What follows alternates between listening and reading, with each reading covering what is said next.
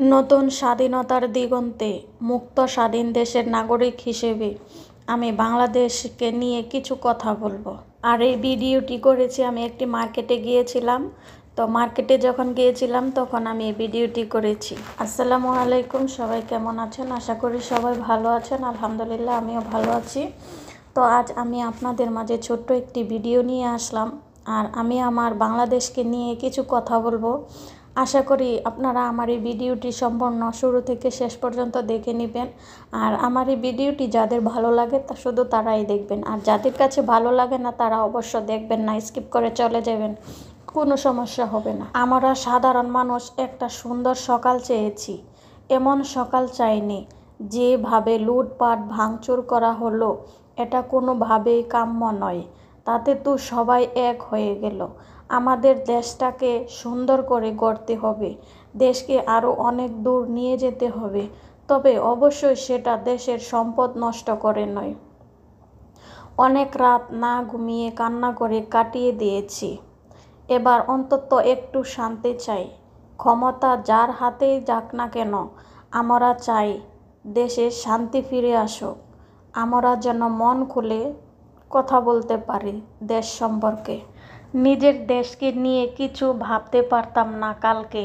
আগের রাত আগের দিন পর্যন্ত কিন্তু সময়ই সব বলে দিল।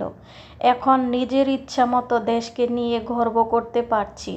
স্বাধীন লাগছে দেশকে নিয়ে, কিছু পোস্ট করতে পারতেছি। আগে পোস্ট করলে হয়তো জেল জরিমানা বিনা কারণে হতো, কিন্তু আজ আমরা মুক্ত, আজ আমরা স্বাধীনতার সার্বভৌমত্ব ধরে রাখার চেষ্টা করি। আমরা সকলেই সফল হয়েছি। শুভকামনা রইল আগামীতে একটা সৎ এবং যোগ্য সরকার গঠন করা, এতে করে দেশের জনগণকে আর দুঃখ কষ্ট হতে না হয়, স্বাধীনভাবে সবাই বাঁচতে পারে কিনা এটা নিশ্চিত করতে হবে। স্বাধীনভাবে সবাই বাঁচতে পারে বা চলতে পারে কিনা সেটা নিশ্চিত করতে হবে।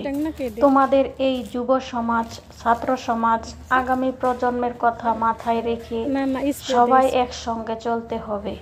যা হবার হয়ে গেছে, ভালো হয়েছে।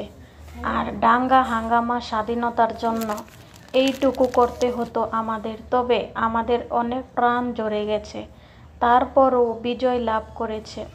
ইনশাআল্লাহ চলবো ইসলামের উপরে, আমাদের চলতেই হবে। আজকে যেই কথাগুলো বলেছি সবগুলো মনের আবেগ থেকে বলেছি, তবে দেশকে নিয়ে কথা বলতে খুবই ভয় লাগে, তবে আজকে কোনো ভয় লাগেনি।